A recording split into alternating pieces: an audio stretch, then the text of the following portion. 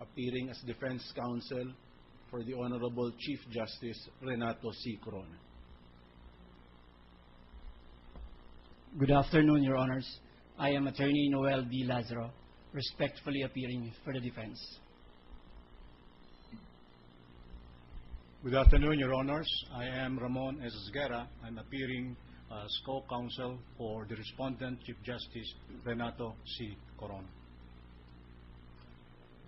A pleasant day, Your Honors. Respectfully appearing for the Chief Justice Renato C. Corona, I am Attorney Rico Paulo Arquicho.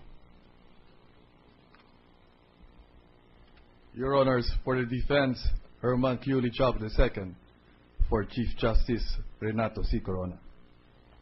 Anyone else?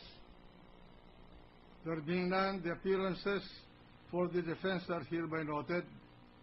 Pursuant to Rule 9 of the rules, let it be made of record that the Chief Justice Renato C. Corona has entered his appearance by counsel, and that he is personally present in these proceedings. Majority Floor Leader. Thank you. Mr. President, on December 14, 2011, the court, pursuant to Rule 7 of our rules, adopted Senate Impeachment Court Resolution Number 1, providing that summons be issued to the Chief Justice Renato C. Corona to answer to the articles of impeachment. The summons was served on the Chief Justice on December 15, 2011 by the Sergeant at Arms, who made the return under oath before the Secretary on December 19, 2011. As the President, I move that the said return be entered at large on the records in compliance with Rule 8 of the rules. Is there any objection?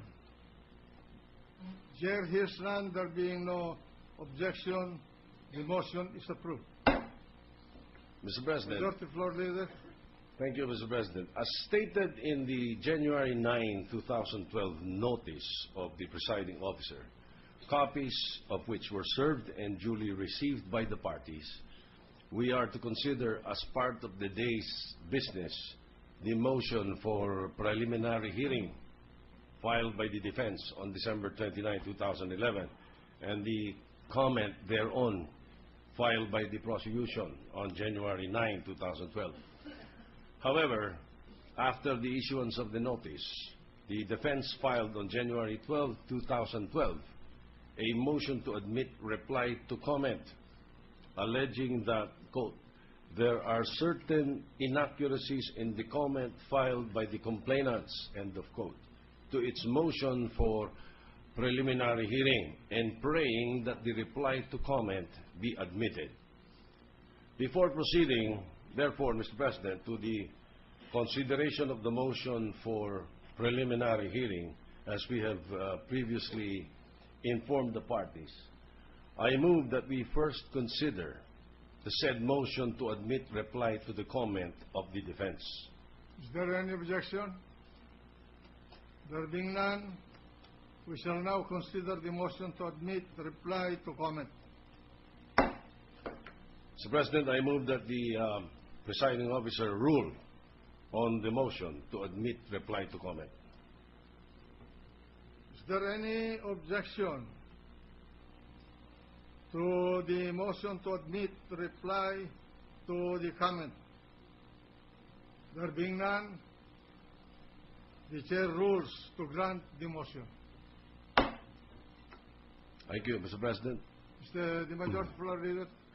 I now move that we consider the motion for preliminary hearing of Chief Justice Renato C. Corona filed on December 29, 2011. Is there any objection?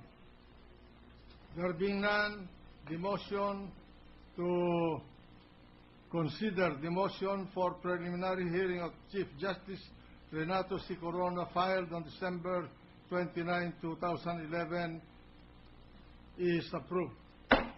Mr. President, I move that we dispense with the reading of the motion in full and ask the Secretary to just read the prayer. The Secretary shall now please read the prayer of the motion. Prayer.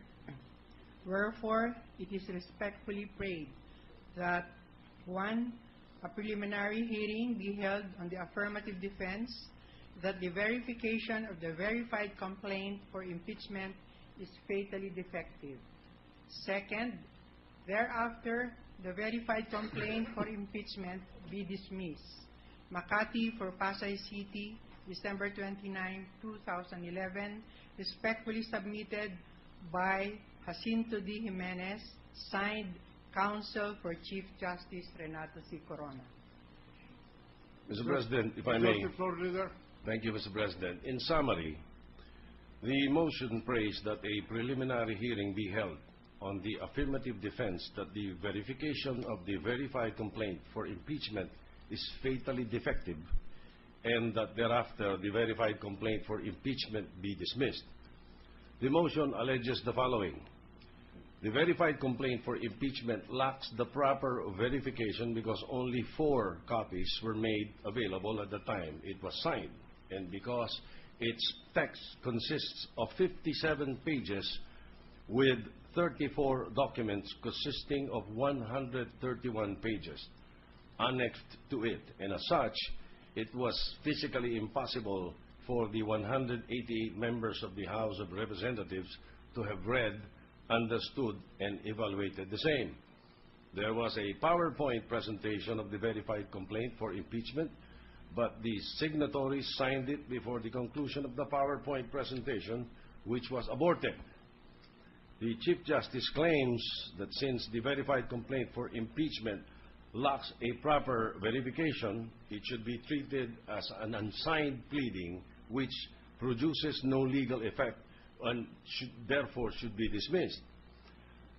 Upon the other hand, the prosecutors submit that the filing of the verified impeachment complaint by 188 members of the House of Representatives is in accordance with the House of Representatives' exclusive power to initiate all cases of impeachment in line with paragraph 4, section 3, article 6 of the Constitution. They aver the following. The verified impeachment complaint is verified because on its face there is a verification under oath which is signed by 188 congressmen, which is more than 1/3 of all of the members of the House of Representatives.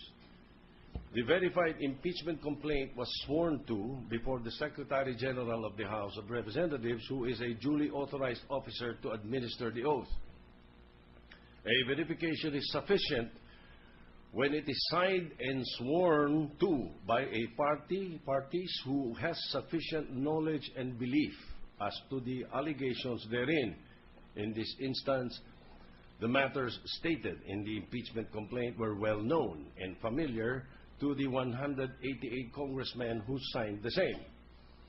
The Supreme Court has, in decided cases, been liberal in construing the word reading in relation to the verification requirement.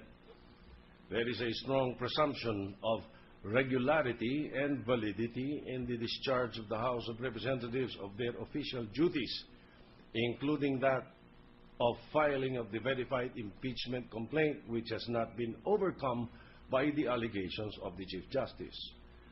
Article 11, Section 3(4) of the Constitution does not require verification by all the complainants. It speaks of filing by at least 1/3 of the members and not verification by all of the said members. Thus, it is sufficient that there is a verified complaint by at least one person and that such complaint is filed by at least 1/3 of the members of the House of Representatives. Chief Justice Corona's objection to the verified impeachment complaint is moot since it has been transmitted to the Senate for trial. Chief Justice Corona's objections to the verified impeachment complaint have been waived by his public pronouncements that he is willing to face trial in the Senate and by his filing of his answer in motion for preliminary hearing. And a verification is a formal and not a jurisdictional requirement. Mr. President, the reply to comment filed by the counsel for Chief Justice Renato C. Corona, on the other hand, alleges the following. The Senate is an impeachment court and has the power to determine